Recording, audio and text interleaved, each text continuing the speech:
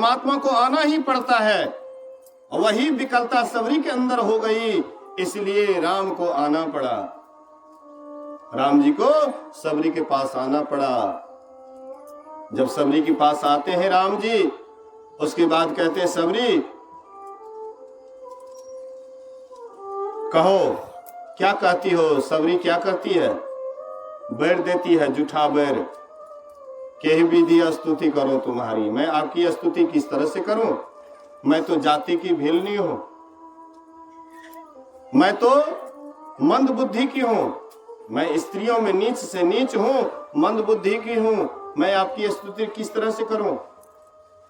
राम जी ये नहीं कहते हैं कि हाँ तुम बिल्कुल मंद बुद्धि की है। राम जी कहते हैं कह रघुपति सुन भामिनी बाता। हे भामिनी, भामिनी का सीधा अर्थ होता है सुंदरी से। हे सुंदरी, जबकि सबरी कैसे सुंदरी थी? पतियों छोड़ करके भाग गए थे कि चुड़ैल को ले जाकर के क्या करूंगा। तो सबरी भले ही बाहर से कुरूपनी थी, लेकिन भीतर से बिल्कुल शुद्ध थी, बिल्कुल पवित्र थी, भीतर से बिल्कुल साफ सुथरा थी। उनके अंदर कोई इच्छा नहीं, कोई वासना नहीं थी। इसलिए राम भगवान कहते हैं हे सुंदरी मेरी बात सुन, मैं केवल भक्ति का नाता मानता हूं। कोई जाति में बड़े हैं, कोई परिवार में बड़े हैं, कुटुंब में बड़े हैं, लंबा चौड़ा कुटुंब है, खूब धनवान है, यशवान है, गुणवान है, लेकिन भक्ति अगर उनके अंदर नहीं है तो वह कैसे दिखता है? कैसे दिखने में आता है? जैसे काले बादल आकाश में लग जाए, फसल सूख रहा है, बारिश नहीं होती है, काला बादल लग लग करके सूख जाता है, भाग जाता है, लेकिन बारिश नहीं होती है। कहते वैसे ही वह व्यक्ति शोभाहीन लगता है। जैसे कोई सुंदरी नारी है, कोई नारी सुंदरी है और वह नारी को जेवर जात कपड़ा लत्ता से सुसज्जित किया जाए, सजा दिया जाए, लेकिन सुर्पनखा की तरह उसको नाक कान काट ले तो कितना बढ़िया लगेगा। वह है नारी की सुंदरता नाक से निखरती है। जितना है जिसके पास नाक सीधा होता है उनकी सुंदरता उतनी ही निखरती है। नेपाल में नेपालनी होती पहाड़नी, देखने में तो बड़ा सुंदर लगती है, गोरी, लेकिन नाक चिपटी रहती है, इसलिए उसकी सुंदरता नहीं बुझाता, बेकार बुझाता है। तो ऐसे ही नाक कटी नारी जैसे हर तरह से उसको मतलब सजा दीजिए, लेकिन उसका नाक कटा हुआ हो तो वह कितनी सुंदरी लगेगी। कहते ऐसे ही जो हर चीज में आगे है लेकिन भक्ति में अगर वह पीछे है तो वह नाक कटी नारी के समान शोभाहीन लगती है देखने में। राम जी कहते हैं कि मैं तुमसे 9 प्रकार की भक्ति कहता हूं। हालांकि सबरी 9 प्रकार की भक्ति में पूर्ण थी, कोई कमी नहीं थी, लेकिन पात्र देख करके जब जल डालते हैं तो उस पात्र में ठहरता है। बोलिए श्री सद्गुरु। कोई साफ सुथरा, जैसे कोई पर्व त्योहार होता है तो हम लोग क्या करते हैं, दूध भी लाते हैं तो बढ़िया बर्तन में लाते हैं, कोई भी सामान लाते हैं तो बढ़िया बर्तन में सामान लाते हैं कि भाई पर्व कर रहे हैं, त्योहार कर रहे हैं, इसलिए कोई भी सामान गड़बड़ नहीं होना चाहिए। गेहूं को बढ़िया से धो करके बढ़िया से उसको सुखाते हैं, कोई चिड़िया नहीं बैठ जाए ताकि उसको अपवित्र कर दे। कितना बढ़िया से उसको साफ सुथरा से हम उसको पर्व के लिए सब चीज तैयार करते, सब सामग्री तैयार करते हैं।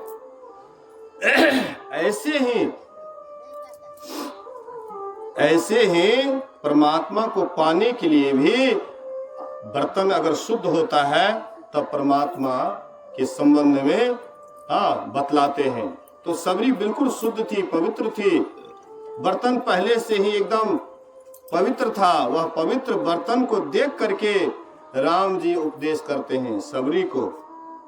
माध्यम सबरी है और लेकिन उपदेश कर रहे हैं पूरे संसार को। प्रथम भक्ति संतन कर संगा, प्रथम भक्ति संतों का संग है। हे सबरी, अगर भक्ति में तुम आगे बढ़ना चाहती है तो सबसे पहले संतों का संग करो, अर्थात सत्संग करो। जब तक सत्संग नहीं करोगे तो बिनु सत्संग भक्ति नहीं हुई, बिना सत्संग की भक्ति नहीं हो सकती है। हम लोग जो अपने मन से भक्ति करते हैं वो मनमाना भक्ति से ईश्वर की प्राप्ति नहीं होती है, मनमाना भक्ति है। कहीं पर पानी दे दिए, कहीं पर फूल चढ़ा दिए, कहीं पर जल ढार दिए, ये मनमाना भक्ति है। किसी को देखते हैं, देखा देखी भक्ति करते हैं कि फल्ला आदमी ऐसे कर रहा है तो हमको भी ऐसे करना चाहिए, ये देखा देखी वाला भक्ति है। लेकिन संत सदगुरु से जान करके भक्ति करेंगे तो सबसे पहला भक्ति का जो शुरुआत होता है वो सत्संग के ही द्वारा होता है। सत्संग में जाते हैं, सही मार्ग आपको जानने के लिए मिलता है। क्या करना चाहिए, क्या नहीं करना चाहिए, यह सत्संग से निर्णय होता है। ब्रह्म ज्ञान का निर्णय सत्संग से होता है। इसलिए प्रथम भक्ति संतों का संग है। दूसरी भक्ति है जब सत्संग में जाते हैं तो वहां पर जो कथा प्रसंग होता है उसको प्रेम सहित आप सुनते हैं, यही हो गई आपकी दूसरी भक्ति। महर्षि साहिब स्वामी जी महाराज कभी कभी कहते थे, एक बूढ़ी माई दही बेच रही थी। हाँ, तो कुछ युवकों ने पूछा कि माई दही कैसा लगता है? माई कहती है, बेटा गुड़ मिला के खाओगे तो बड़ा मीठा लगेगा। दही कैसा लगता है ये भी पूछने की बात है, लेकिन गुड़ मिला के खाओगे तो बड़ा मीठा लगेगा। तो ऐसे ही हाँ, दूसरी भक्ति जब कथा प्रसंग होता है उसको आप श्रद्धा प्रेम से गौर से सुनते हैं, उस पर विचार करते हैं, यही आपकी दूसरी भक्ति हो जाती है। गुरु पद पंकज सेवा तीसरी भक्ति अमान। गुरु के चरण कमलों की सेवा करनी अमान होकर के, मान रहित होकर के। ये नहीं कि हम गए और वहां पर हमारा कोई मान नहीं हुआ, सम्मान नहीं मिला, काहे के लिए जाएंगे आश्रम, काहे के लिए जाएंगे गुरुद्वार। तो मान सम्मान वहां नहीं खोजना है, बल्कि अपना घर समझ करके, जैसे अपने घर में हम आपके पास में जो कुछ भी मिलता है उसको प्रेम सहित ग्रहण करते हैं, ऐसे ही हम आश्रम में जाते हैं, गुरुद्वार में जाते हैं, तो वहां पर भी जो भी कौन साक मिलता है उसको प्रेम सहित ग्रहण करना चाहिए, न कि उसकी निंदा करनी चाहिए। गुरुपद पंकज सेवा तीसरी भक्ति अमान। चौथी भगति मम गुणगन कराई कपट जीवन। चौथी भक्ति मेरे गुणों का गान करो। राम जी कहते हैं कि चौथी भक्ति क्या है? मेरे गुणों का गान करो। आप हम सत्संग में आए हैं, सत्संग सुन रहे हैं, हम यहाँ से जाएंगे, अपने बाल बच्चे को भी ये सत्संग वाली बात सुनाएंगे, सुमार्ग दिखाएंगे, अच्छी रास्ता दिखाएंगे, यही आपकी हो गई चौथी भक्ति। मंत्र जाप मम दृढ़ विश्वासा, मेरे मंत्र का जो जप करना है, यही तो पांचवी भक्ति वेद में प्रसिद्ध है। जो आपको मंत्र मिला है, मंत्र में बहुत बड़ी शक्ति होती है। मंत्र से लोग क्या नहीं कर लिए, मरे हुए पति को भी जिला लिए मंत्र के ही बदौलत। बोलिए श्री सद्गुरु। अच्छा से अच्छा काम लोग मंत्र के द्वारा सिद्ध कर लेते हैं, और बुरा से बुरा काम भी लोग मंत्र के द्वारा सिद्ध कर लेते हैं। बोलिए श्री सद्गुरु। वशीकरण मंत्र जानते हैं?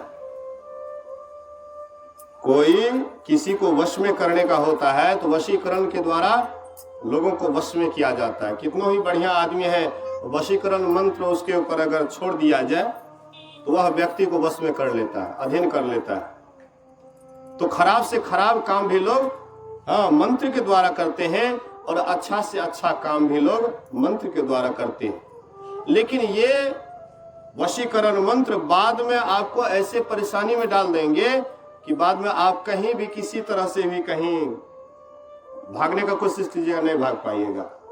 लेकिन यह जो मंत्र है, पवित्र मंत्र है, गुरु के द्वारा जो ईश्वर प्राप्ति के लिए मंत्र मिला है, ये मंत्र बिल्कुल पवित्र मंत्र है। हमारा जो मन विषयों की तरफ दौड़ता है, महर्षि साहिब स्वामी जी महाराज कहते थे कि जो मंत्र जपते हैं, मानस जप करते हैं, तो ये जो मन विषय की तरफ बह रहा है उसको रोकने का तीव्र अंकुश का काम करता है। मंत्र जपेंगे, हाँ, मन रुकेगा विषय की तरफ से। मानस ध्यान करेंगे, मन मुड़ेगा विषय की तरफ से। अब पूरा मुड़ने के लिए दृष्टियों की क्रिया करनी पड़ेगी। तो मंत्र जाप आप दृढ़ता पूर्वक करेंगे, यही आपकी 5वीं भक्ति हो जाएगी।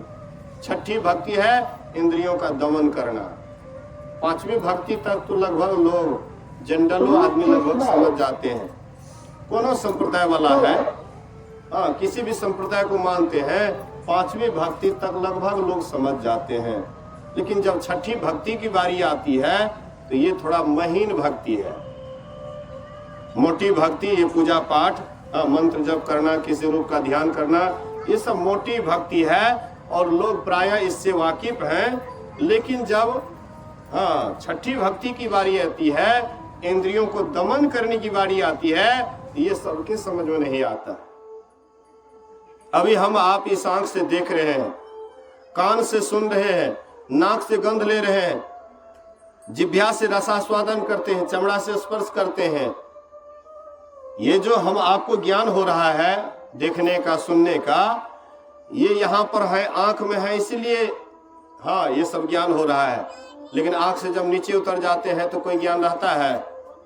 आंख है देखने का काम करता है, कान है सुनने का काम करता है, नाक है गंध लेता है।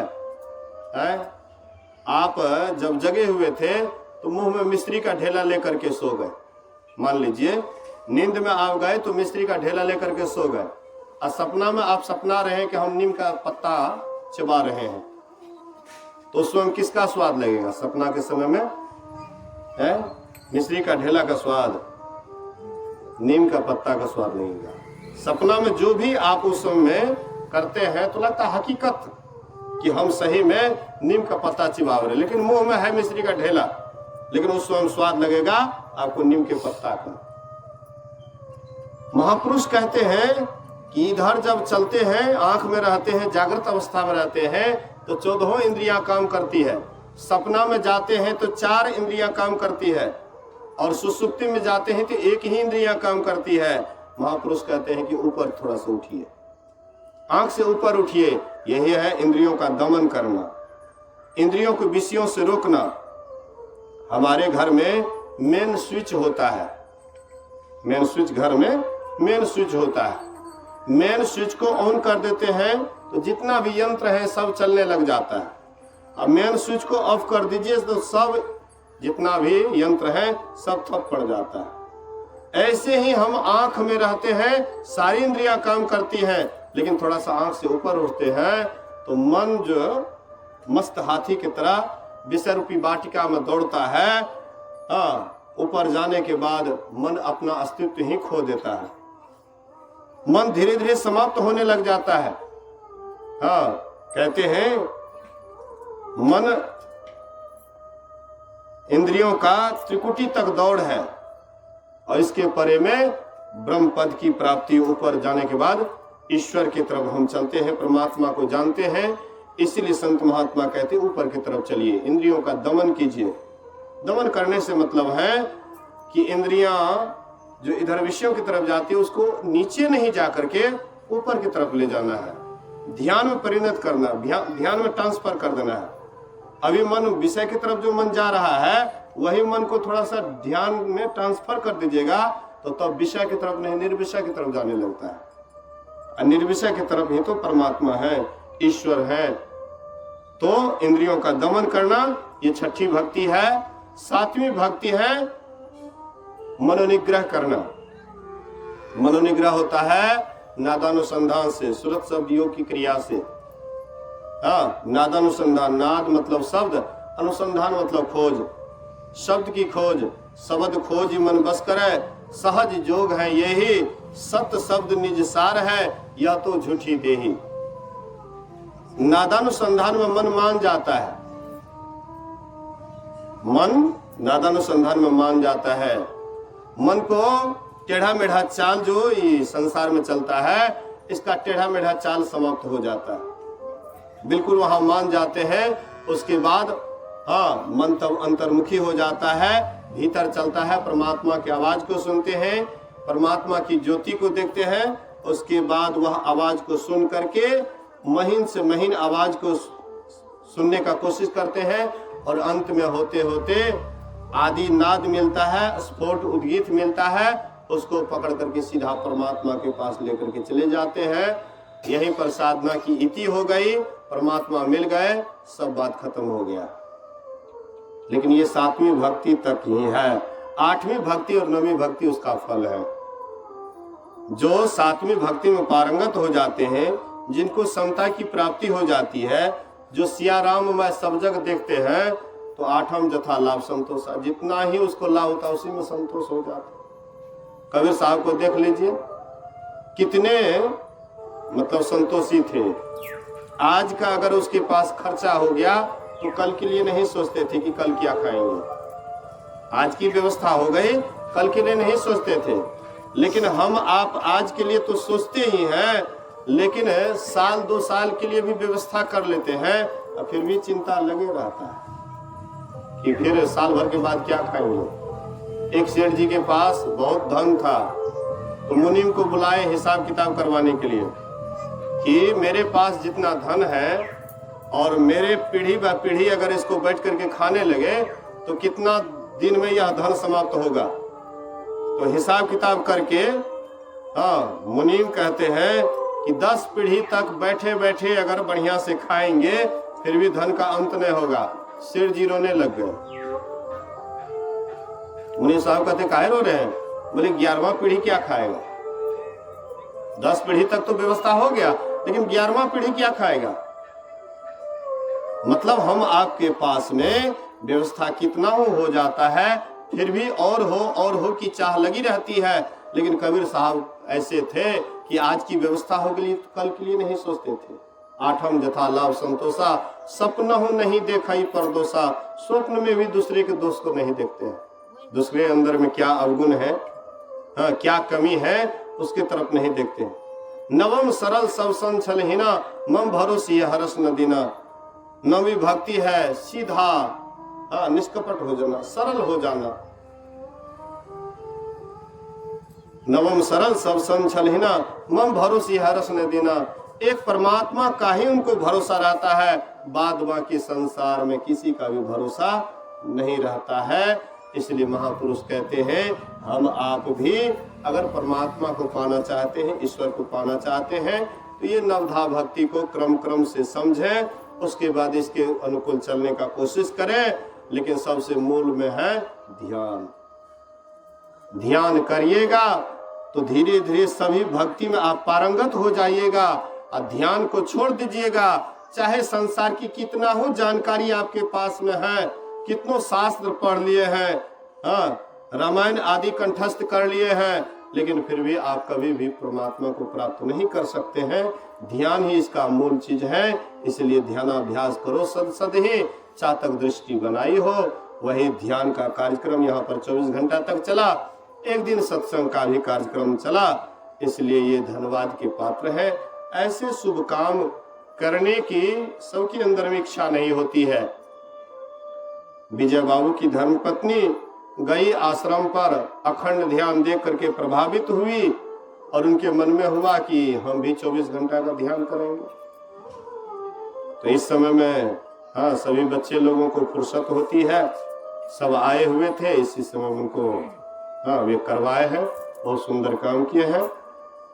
हम लोग भी करेंगे, जरूर है। एक लोग पर लोग दोनों बनेगा। इसी शुभ वचन के साथ एक बार सब आदमी गुरु महाराज जी की जय जयकार बुलंद आवाज में करें। बोलिए श्री सद्गुरु महाराज की जय।